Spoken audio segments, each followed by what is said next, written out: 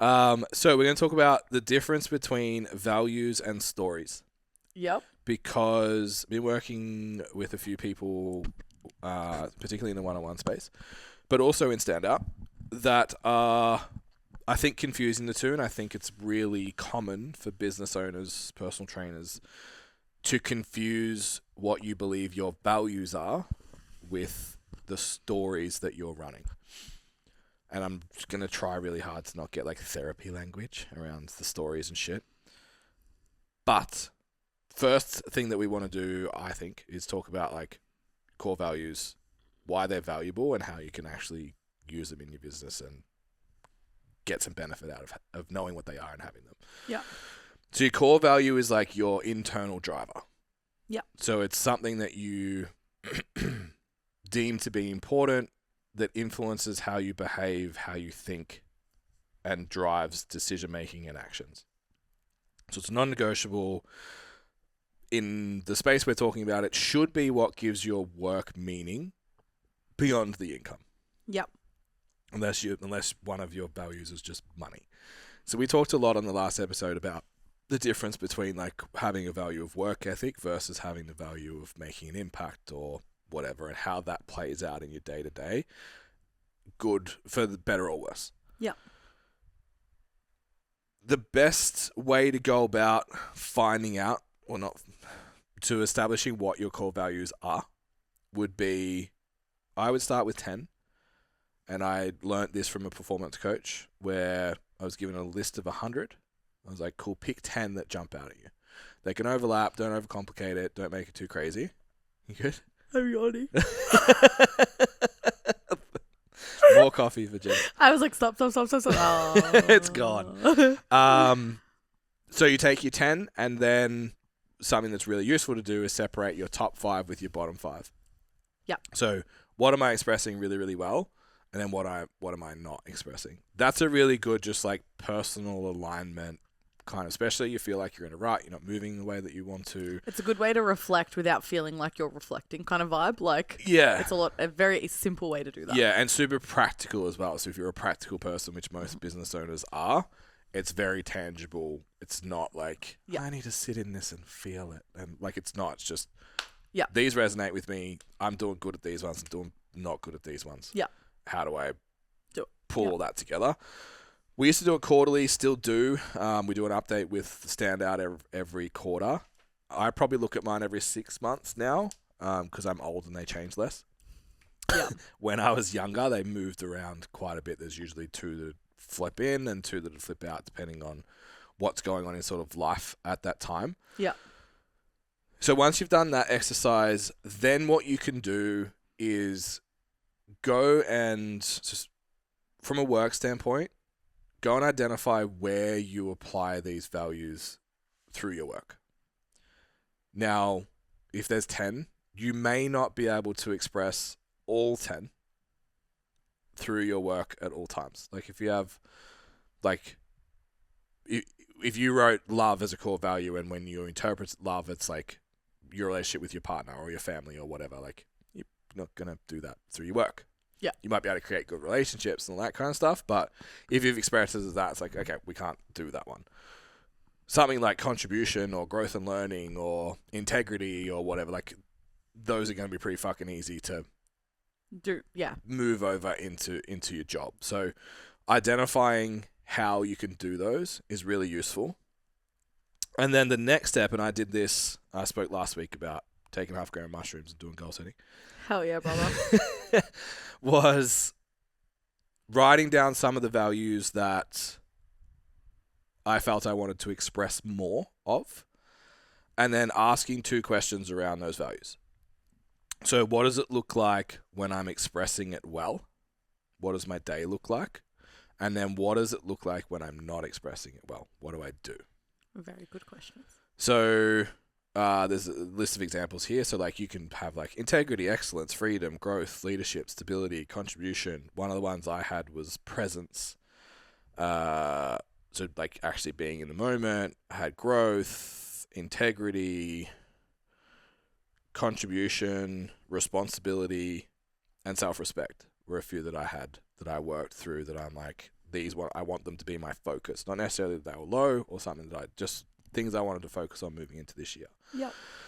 So what does it look like when I'm expressing them well? So I'm going to take an example that's not mine. And let's say it's like growth, which I did have, but anyway. What it looks like when I'm expressing them well is when there's a challenge that come up, you're willing and able to just throw yourself at it. Yeah. So when there's a challenge with a client, I don't pretend I know something that I don't. I go away and find it. Or I put out the content that makes me uncomfortable because it allows me to get better at it. All of the ways that you would express that, and then all of the ways that you don't as well. Yeah. The deeper you get with them, the better. But even if it's surface level, or at least you can draw a correlation to this is connected to that, this is connected to that. What that will do, and this is where it sort of starts to tie in together as not just an exercise. You would have experienced this yourself, I'm sure, at different parts of your career. On paper, you'll have a good week, and it just won't register. It's like, I put on 3 clients, and you're just not happy. Yeah. Like it doesn't scratch the way that you expect it to. 9 times out of 10, what I find, and you'll have weeks that aren't as good. You put no clients on, you get to the end of the week, you're like, that was a really good week. Yeah. What I tend to see is that's because you either did or didn't express your values well throughout the week. I feel like one that's really standing out to me, because last week I didn't put on clients, but I said to you in our meeting, I had a really good week. And discipline is one of my key focuses. So for this year, it is discipline and fun. Discipline which fun for me is presence, right? Like, yep. So discipline is going to be my theme this year. And I felt that last week, so I'm working on a very different schedule at the moment because Parker is not at kindergarten. So I lose a lot of hours of work, of my normal hours of work, whilst having him. But last week I managed to navigate that well, get up earlier and do, not that getting up early is ever my issue, but it's like what you do with that time, hit a certain amount of steps by a certain amount a day. And I spent less time working after, say, 8 p.m. Yep. So better quality work in the time that I did it, blah, blah, blah. It was my training. It was my training, my steps, my work, my food, my time with Parker, activities, showing up for my family, all of it. And I felt like I ticked every box across the board last week. Yep. And it was satisfying. It was getting a project done in time for us and like all of the things that like happened. And I looked at that and I was like, I know that this week there was no instant gratification, but if all of my weeks look like this week, the accumulation, like it will be there. Yeah. And so like knowing what that looked like for me, it was like, cool, not working at 8 p.m. Yeah. It was not checking my phone when I was with Parker. Yeah. It was like little things that are like the indication that you're living in alignment. Yeah. Yeah. Good point of reflection. So then if we move on to... Actually, let's just keep going with the values. So the mistakes that people make with their values is they write them down and never think about them again. Yep. Or they think this identity piece, like if we think about, well, what are your core values? They will, well, that's me, but that's separate to my job. You became self-employed for a reason.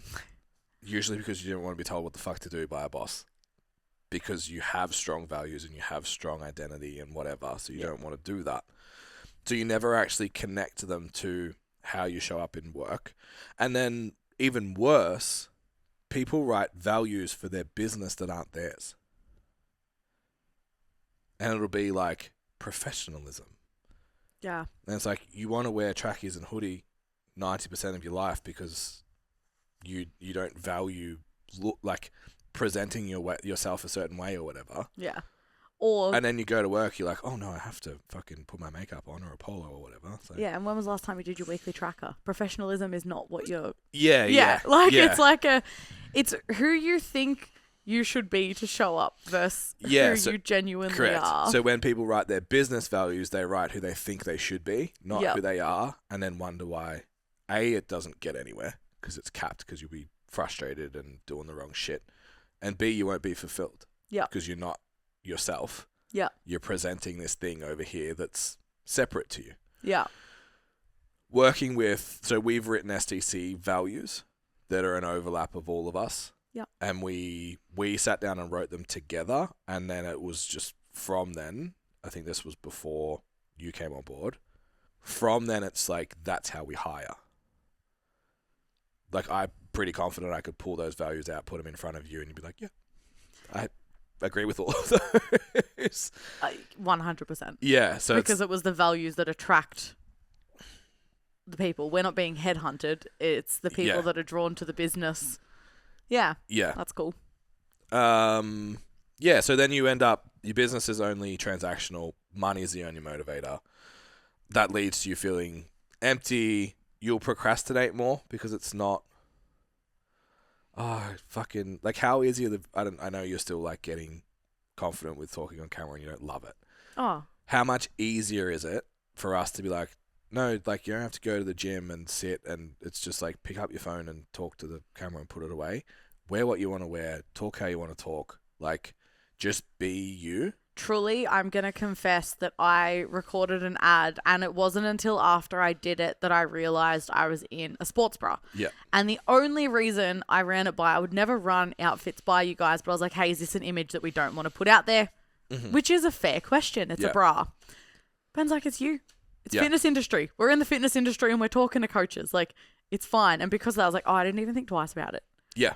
Like, it was Yeah. so easy to just do it. So if you have this disconnect of my business is looking X, presenting as X, behaving Yeah. as X, but really I'm Y.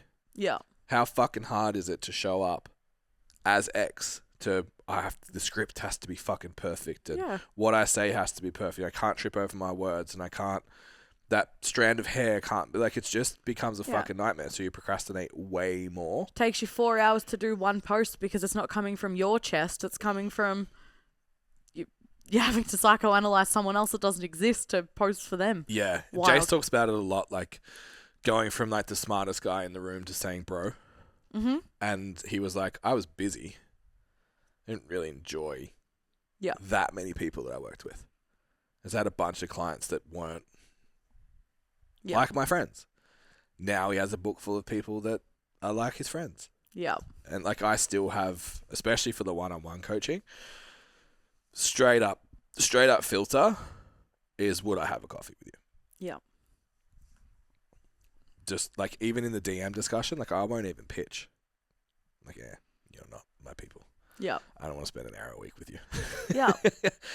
So yeah, you need to have all of that in place for you to be able to act in alignment, which then will create better output, better outcomes, and more fulfillment. So you make more, you feel better about it. Yeah. Okay. Now, the difference between a value and a story. Stories are learned beliefs, emotional narratives. They're typically unconscious, and they're usually from family, culture, early experiences, what other people say 9 times out of 10. So how many times have you heard, I don't want to rip people off, I don't want to be scammy, I don't want to be yuck? I put a note on this because I know there's a few of these that you and I worked through early. Charging enough. Yep. If I make more, I'm taking from others. I don't deserve it. I don't want to be gross. I don't want to annoy people. Sales feels yuck. Good coaches don't have to sell. Oh my God. That plagued me for so long. I'm not experienced enough yet. I haven't earned being able to charge more. Other coaches are better than me. Who am I to charge that? I sat down with an international level. When I say international level, not like hit a total. Yeah. Traveled international, competed on the regular, 10 years in industry, university qualifications. That was charging less than our first years. Half what our first years charge online per week. And almost every single one of these came up. Yeah. And I was just like, you're fucking great at your job. Wild. Yeah. So going back to like what we went from private Instagram, worked through a lot of these. Yep. Any that stood out, like you mentioned, I think there was one that you were like, fuck, other good coaches don't have to sell. Good coaches don't have to sell. I don't want to be annoying. I haven't earned the right to charge that yet. Because I was also mentoring people that were charging more than me. And then last year, you're like, what the fuck are you doing?